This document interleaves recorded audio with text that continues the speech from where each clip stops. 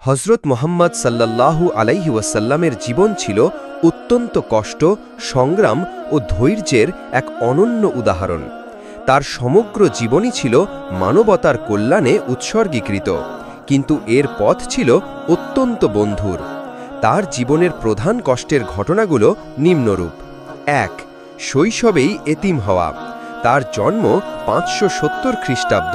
এর আগেই পিতা আবদুল্লাহ ইন্তেকাল করেন।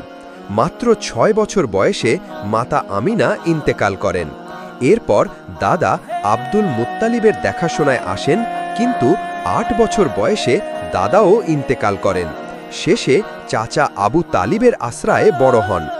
এতিম হওয়ার বেদনা তাকে শৈশব থেকেই স্পর্শ করে। ২. মক্কি জীবনের নির্মম নির্যাতন।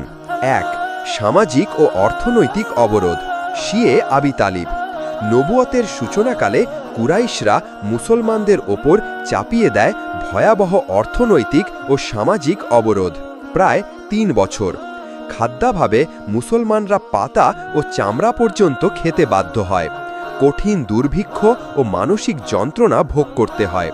২. শারীরিক নির্যাতন। দুর্বল ও দাসীদের ওপর চালানো হতো নির্মম শারীরিক নির্যাতন। বিলাল রাদিয়াল্লাহ, আম্মার রাদিয়াল্লাহ, ইয়াসির রাদিয়াল্লাহ ও সুমাইয়া রাদিয়াল্লাহ এর মতো সাহাবীদের ওপর অকথ্য অত্যাচার করা হয়। সুমাইয়া রাদিয়াল্লাহ প্রথম শহীদ হন। ৩. মৌখিক অপমান ও উপহাস। কাফিররা তাকে বিভিন্ন নামে ডেকে জাদুকর, পাগল, কবি ইত্যাদি অপমান করত, উপহাস করত, তার পথে কাঁটা বিছিয়ে দিত, নামাজ পড়াকালীন উটের নাড়ি ভুড়ি চাপা দিত। ৪. চাচা আবু তালিব ও স্ত্রী খাদিজা রাদিয়াল্লাহ এর ইন্তেকাল। ৬১৯ খ্রিস্টাব্দ ছিল তার জন্য শোকের বছর, আমুল হুজন। তার প্রধান রক্ষক ও সমর্থক চাচা আবু তালিব এবং প্রিয়তমা স্ত্রী, প্রথম মুসলিম ও সর্বপ্রথম তার প্রতি ঈমান আনা ব্যক্তি, সব ধরনের কষ্টে তার পাশে থাকা খাদিজা রাদিয়াল্লাহ একই বছরে ইন্তেকাল করেন। এটি তাকে গভীরভাবে মর্মাহত করে। ৩. তায়েফের মর্মান্তিক সফর ৬১৯ খ্রিস্টাব্দ। মক্কায় নির্যাতন চরমে উঠলে তিনি আশ্রয় ও ইসলাম প্রচারের জন্য তায়েফ গমন করেন, কিন্তু সেখানকার নেতারা ও জনতা তাকে প্রত্যাখ্যান করে। তাদের নির্দেশে পাথর মেরে তাকে রক্তাক্ত করে তাড়িয়ে দেওয়া হয়। এত বড় প্রত্যাখ্যান ও শারীরিক আঘাতের মধ্যেও তিনি তায়েফবাসীর জন্য ক্ষমা ও হিদায়াতের দোয়া করেন। এই ঘটনা তার জীবনের অন্যতম বেদনাদায়ক অধ্যায়। ৪. মদিনায় হিজরত। নিজ জন্মভূমি মক্কা থেকে জীবন রক্ষা ও ইসলামের প্রসারের জন্য প্রিয় জন্মভূমি ত্যাগ করে মদিনায় হিজরত করতে বাধ্য হন। এটি নিশ্চয়ই একটি কষ্টকর সিদ্ধান্ত ছিল। ৫. মাদানী জীবনের সংগ্রাম। ১. যুদ্ধসমূহ। ইসলাম ও মুসলিম উম্মাকে রক্ষা করতে বদর, উহুদ, খন্দক সহ বেশ কয়েকটি যুদ্ধে সরাসরি অংশগ্রহণ করতে হয়েছে। উহুদ যুদ্ধে তিনি মারাত্মকভাবে আহত হন। তার দাঁত শহীদ ভেঙে যায়, চেহারা রক্তাক্ত হয় এবং প্রিয় চাচা হামজা রাদিয়াল্লাহ সহ বহু সাহাবী শহীদ হন, যা তার জন্য অত্যন্ত বেদনার ছিল। ২. মুনাফিকদের চক্রান্ত। মদিনায় প্রকাশ্য শত্রুদের পাশাপাশি মুনাফিক ভণ্ড মুসলিম গোষ্ঠীর চরম ষড়যন্ত্র ও কূটচালের শিকার হতে হয়েছে, যা আন্তরিকভাবে কষ্টদায়ক ছিল।